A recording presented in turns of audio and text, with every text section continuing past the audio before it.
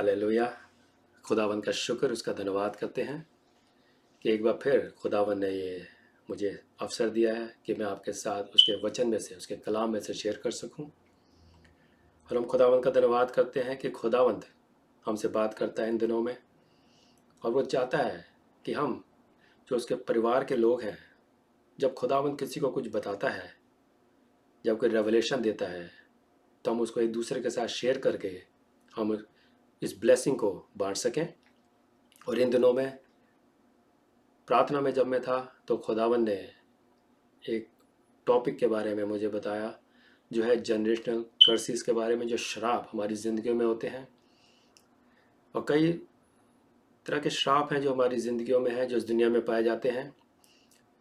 और कई बार हमें महसूस होता है, शायद आपको भी इस बात को महसूस करते होंगे, कि कई बातें हैं जो हमारी ज़िंदगी में होती हैं, हम समझ नहीं पाते वो क्यों हो रही हैं, है ना।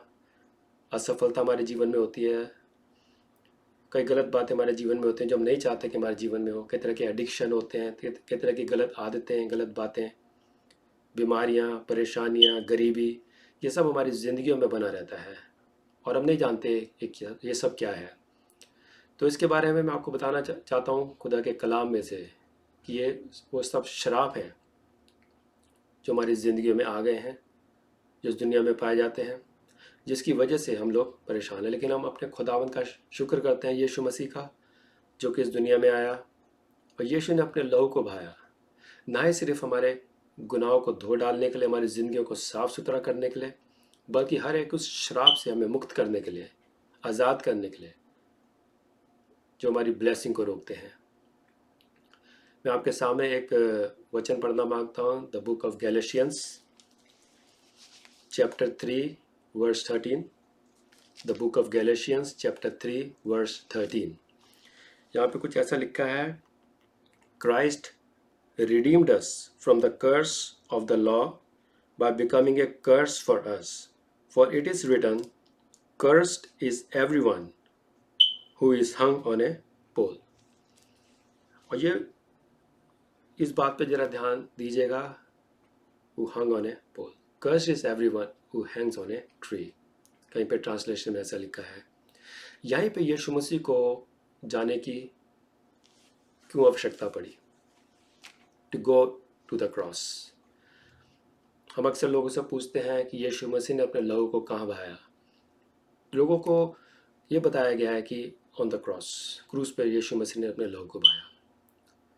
लेकिन दोस्तों, मैं आपको बताना मांगता हूँ कि क्रूस पर यीशु मसीह ने अपनी जान को दिया जाके, वहाँ पे लहू नहीं बहाया।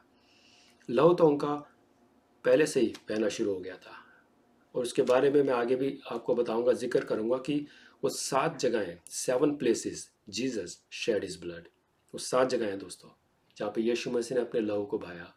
और इसलिए बहाया ताकि जो कर्सेस इस दुनिया में पाए जाते हैं हमारे जीवन में, उससे हमें छुटकारा दे सके। तो हमें रिडीम्ड अस, है ना। बाइबल में लिखा है, आगे लिखा है, he redeemed us in order that the blessing given to Abraham might come to the Gentiles through Christ Jesus, so that by faith we might receive the promises of the Spirit. He redeemed us. दोस्तों, redeem मतलब वापस उस original position में ले जाना जहाँ हम पहले थे। पहले आदम और हवा कहाँ थे? वो गार्डन ऑफ ईडन में थे, विद ऑल द ब्लेसिंग्स। वो आप खुदा के आज्ञाकारिता में रहते थे, ओबीडियंट थे, है ना। तो सारी ब्लेसिंग उनकी थी। लेकिन आगे जाके हम देखते हैं कि वो डिसोबीडियंस में आ गए। शैतान ने उन्हें बहकाया, उनको फल खिलाया। जिस काम को करने के लिए खुदा ने मना किया था, उसी को उन्होंने किया, और वो डिसोबीडियंस में आ गए और वहाँ से बाहर निकाल दिए गए। और लिखा है, वहाँ से सारे कर्सेस शुरू हो गए। लेकिन यहाँ पे मैं एक बात आपको जो मेन है वो बताना मांगता हूँ कि यीशु मसीह का क्रूस पे जाना ज़रूरी था, उनका मरना वहाँ पे ज़रूरी था। अगर यीशु मसीह सिर्फ मरने के लिए आते तो वो कहीं पे भी मर सकते थे। अगर उनको सिर्फ हमारे गुनाहों के लिए अपनी जान को ही देना था, तो he would have died anywhere. लोग उनको पथरवा करने के लिए कितनी बार आए, जिसे कहते हैं मॉब लिंचिंग, लोग मारते हैं और मार के ख़त्म करते हैं। लेकिन यीशु मसीह वहाँ से निकल जाते थे, कहते थे कि मेरा समय अभी नहीं आया है, there is a place you have to go. लिखा है, शैतान भी यीशु मसीह को आया और ऊंचे मंदिर के ऊपर ले गया, है ना, बिल्कुल ऊंचे स्थान पे ले गया, कहा यहाँ से कूद जाओ, है ना, फरिश्ते तुम्हें संभाल लेंगे। ही ट्राई टू ट्रिक जीसस। लेकिन दोस्तों यीशु मसीह को मालूम था कि यहाँ पे मुझे अपनी जान नहीं देनी है, नीचे कूद के जान नहीं देनी है, मुझे क्रूज पर जाके जान देनी है। क्योंकि जैसे हमने पढ़ा, cursed is everyone who hangs on a tree. श्रापित है वो जो जो क्रूज पे या ट्री पे अपनी जान को देता है। ये लॉ था दोस्तों। यीशु मसीह ने श्राप को अपने ऊपर लेना था ताकि आपको और मुझको वो रिडीम कर सके, उस श्राप से मुक्त कर सके जो हमें परेशान किए दे रहा है। एक जगह और देखते हैं, रोमन्स जब उनको कोड़े लगाए गए, तो मैं आपको बताना मांगता हूँ, यूजली ये in the Christian world usually ये बात दिमाग में है, ये सिखाया गया है कि उनको सिर्फ 38 कोड़े लगाए गए, है ना। वो जूज लॉ था, it was the law of the Jews कि 38 या 40 से ज़्यादा नहीं मारने चाहिए, है ना, उससे ज़्यादा वो फेटल हो सकता है, ख़राब हो सकता है। लेकिन जो रोमन्स थे वो जूस लॉ को नहीं मानते थे। आपको याद रखना होगा कि कोड़े मारे थे वो रोमन्स सोल्जर्स ने मारे थे, जो रोमन ने उनको सज़ा दी थी, जूस लोगों की सज़ा नहीं थी।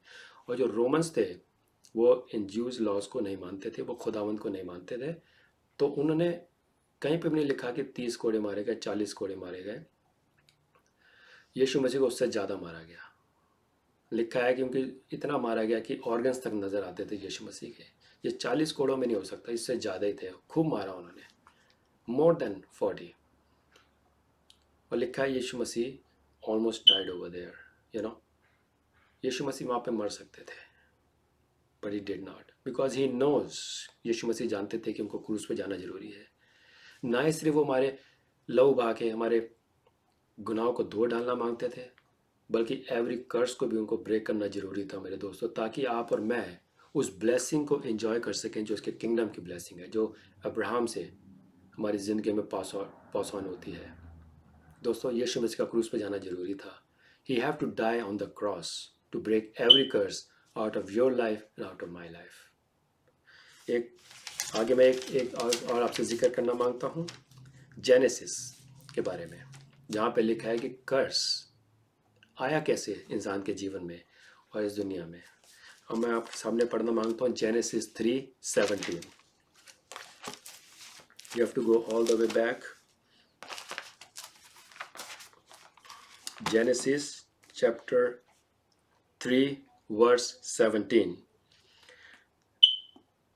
And God is saying to Adam he said, because you listened to your wife and ate fruit from the tree about which I commanded you, you must not eat from it. Cursed is the ground because of you. Through painful toil you will eat food from it all the days of your life. देखिए दोस्तों, ये था उस जगह जहाँ पे कर्स आया।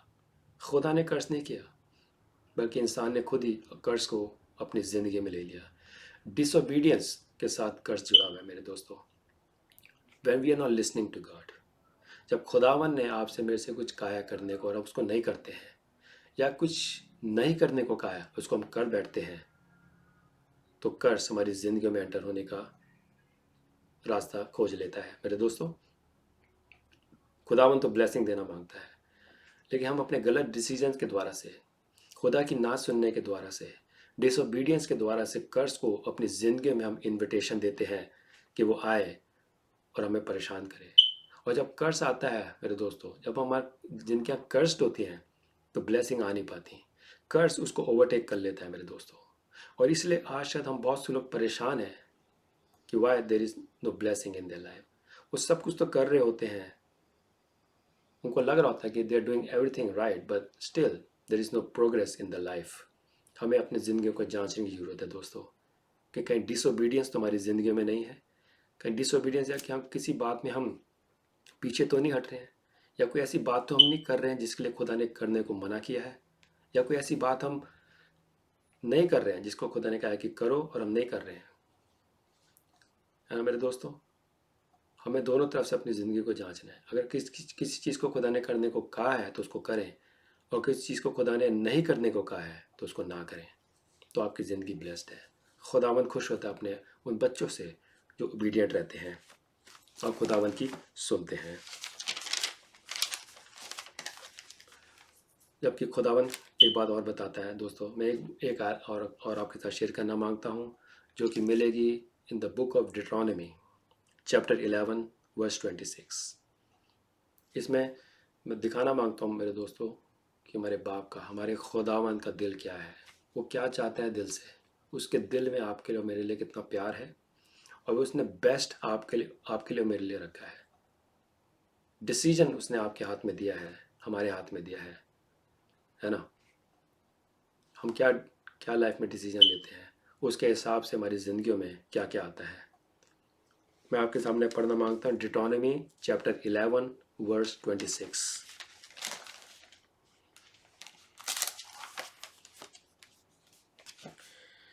यहाँ पे खुदावंद कुछ ऐसा कहता है, Deuteronomy chapter 11 verse 26। See, I am setting before you today a blessing and a curse.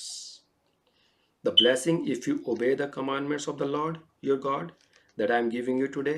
The curse if you disobey the commands of the Lord your God and turn from the way that I command you today by following other gods which you have not known. Hallelujah. दोस्तों यहाँ पे clear हो जाता है, खुदावन ने आपके मेरे सामने इस बात को रख दिया है, ब्लेसिंग और कर्स को आपके सामने रख दिया है, लाइफ और डेथ को आपके सामने रख दिया है मेरे दोस्तों। चूज़ आपने करना है। और इसलिए मैं प्रार्थना करता हूँ कि खुदावन हम सबको अकल समझ दे कि हम वो सही चीज़ें चूज़ कर सकें, ताकि इस अगर हमने हो सकता हमने कोई गलत चीज़ें चूज़ कर ली हैं, कोई गलत चीज़ें बोल दी हैं अपनी ज़िंदगी के ऊपर, और जिसका कॉन्सिक्वेंस ये है दोस्तों कि हमारी ज़िंदगी में कर्ज आ गया है। लेकिन अगर वो चीज़ें हमने करी है ओबीडियंस की, तो हमारी ज़िंदगी में ब्लेसिंग आना अवश्य है, इन मस्ट, क्योंकि ये खुदावंद खुदा कहता है ना। See, I'm setting before you today a blessing and a curse. The blessing if you obey the commandments. See, obedience के साथ blessing जुड़ी है मेरे दोस्तों। If you obey the Lord, blessing will come to you. And if you disobey the Lord, the curse will come into your life. तो ये आपके मेरी चॉइस है मेरे दोस्तों, आप इस पे ध्यान दीजिएगा, क्योंकि डेविल का तो एक काम है, he want to destroy you, he want to destroy God's people. शैतान का शुरू से ये उसका मकसद था, लेकिन वो डिस्ट्रॉय इसलिए नहीं कर पाता था क्योंकि आदम और हवा परमेश्वर की प्रेजेंस में रहते थे, ईडन में रहते थे, है ना, ओबीडियंस में रहते थे, खुदा के सुनते थे, बिल्कुल टोटल ओबीडियंस में थे खुदा के साथ, और खुदा ने उनको ब्लेसिंग वाली जगह पे रखा हुआ था। अब उनको कर्स अगर उसने बर्बाद करना है तो सबसे पहला काम उसको ये करना था कि उनको बाहर निकालना था वहाँ से, और वहाँ से बाहर निकालने का उसके पास एक ही तरीका था कि उनको किसी तरह से डिसोबीडियंस में लाया जाए, किसी तरह से ये खुदा की आज्ञाओं को तोड़ दें, और उसको मालूम था कि कर्ज इनकी ज़िंदगी में आ जाएगा, ये ब्लेसिंग से बाहर हो जाएंगे। और उसने ऐसे ही किया, उसने सांप के ज़रिए से जाके हवा से बात करी, उसको फल खिलाया, उसने जाके अपने एडम को, अपने पति को खिलाया, जिसके बारे में खुदा ने मना किया था, याद, remember, God told them not to do this and they did something what God told them not to do. और इस तरह से करने के दौरान से वो डिसोबीडियंस में आ गए, दे केम इनटू डिसोबीडियंस। नाउ सबसे पहला काम ये हुआ कि उनको बाहर निकाल देगा। Now they are out of the presence of God, खुदा की प्रेजेंस से, उस ब्लेसिंग से वो बाहर आ गए। अब उसके बाद वो लिखा है, खुदावंद कहता है कि cursed is ground because of you, because you disobeyed me. तो मेरे दोस्तों, मैं आपको बताना चाहता हूँ, ओबीडियंस के साथ ब्लेसिंग जुड़ी है और डिसोबीडियंस के साथ कर्ज जुड़ा हुआ है। हमें अपनी ज़िंदगी को जांचना दोस्तों। खुदावंद तो चाहता है कि हम जिंदगी पाएं, खुदावंद तो चाहता है कि हम ब्लेसिंग में रहें। That's why he sent his son Jesus, not only to cleanse us from his blood. यीशु के लहू से धुल के हम साफ सुथरे हो जाते हैं, एक ऐसी वैसल हम बन जाते हैं जिसमें परमेश्वर आके रहना मांगता है। एक काम ये है यीशु के लहू का, और दूसरा ये है कि एवरी कर्स को हमारी ज़िंदगी से वो ब्रेक कर सके, ताकि हम ब्लेसिंग को एंजॉय कर सकें। जो ब्लेसिंग खुदावन ने आपके लिए मेरे लिए रखी है मेरे दोस्तों, वो कर्स हैं जो ब्लॉक कर देते हैं हमारी ज़िंदगियों में, और हमें कर्सेस को तोड़ना है। और हम अपने खुदावन यीशु मसीह का शुक्र करते हैं that he went to the cross and he become a curse for us, so that जो कर्स चले आ रहे हैं उसको, जनरेशनल कर्सेस को ब्रेक कर सके। खुदावन जिस तरह से जनरेशनल कर्सिस हैं वैसी जनरेशनल ब्लेसिंग्स भी हैं मेरे दोस्तों, जो खुदावन आपके और आपके आने वाली नस्लों को देना मांगता है। Isn't it wonderful? हालेलुया। हमें इस बात को देखना है दोस्तों, सोचना है इस बात को, क्योंकि खुदावन ब्लेसिंग की तरफ है। उसका दिल है अपने बच्चों को ब्लेस करने का, कर्स करने का नहीं। God never curses anybody, he only wants to bless you.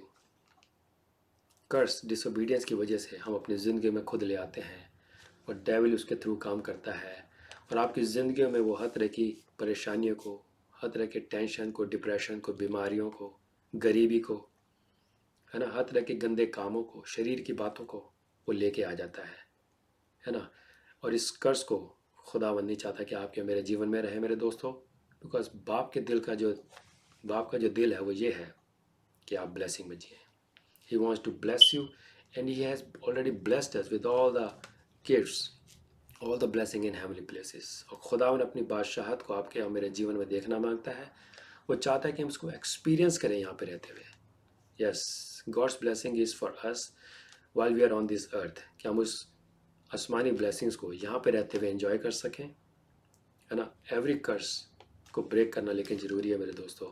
और नेक्स्ट वीडियो में मैं आपको बताऊंगा मेरे दोस्तों कि कैसे यीशु मसीह ने अपने लहू को बहा के एवरी डिफरेंट प्लेसेस, 7 जगहों पे यीशु मसीह ने अपने लहू को बहाया और एवरी कर्स को उसने हमारी ज़िंदगियों से ब्रेक किया है मेरे दोस्तों। हमें विश्वास करना है, हमें उस लहू को अपनी ज़िंदगियों में लेना है और उन एवरी कर्सेस को हमें ब्रेक करना है जो हमें आगे बढ़ने से रोकते हैं, जो परमेश्वर की, खुदावन की ब्लेसिंग्स को एंजॉय करने से, आपकी ज़िंदगी में आने से रोकते हैं। वो कर्सेस, उनको जब तक आप ब्रेक नहीं करेंगे वो ब्लेसिंग आपकी ज़िंदगी में खुदा ने तो रिलीज़ कर दी है लेकिन आप तक पहुंच नहीं पाती, क्योंकि वो कर्सेस हैं जो उसको ब्लॉक कर देते हैं।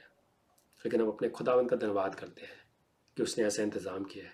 There is more out there. खुदावन चाहता है, is a God of abundance. Hallelujah. वो खुदावंद है, वो बहुतायत का जीवन देने के लिए आया, वो किंगडम लाइफ देने के लिए आया, और वो हमें से हर एक के अंदर इस बात को देखना मांगता है। सबसे ज़्यादा खुदा को खुशी इस बात से मिलती है जब उसके बच्चे ओबीडियंस में चलते हैं, रोशनी में चलते हैं, नॉलेज में चलते हैं, क्योंकि शैतान इग्नोरेंस में चलता है, वो डार्कनेस में चलता है। वो आपकी ज़िंदगी को जितना डार्क में रख सके, जितनी इग्नोरेंट वो रख सके, आपको जितना नॉलेज से दूर रख सके, उतने उसका राज्य आपके जीवन पे चलता है। जबकि खुदा उनका राज्य रोशनी में चलता है, नॉलेज में होकर चलता है। जितनी, अगर आपको डार्कनेस को भगाना है दोस्तों, तो खुदा की नॉलेज को अपने अंदर लाना शुरू कर दीजिए, खुदा की प्रेजेंस को अपनी ज़िंदगी में लाना शुरू कर दीजिए। उसको कलाम को पढ़िए, उसके किंगडम की खोज करिए, उसकी बातों को सीखिए, तो अंधकार आपकी ज़िंदगी से भागता चला जाएगा।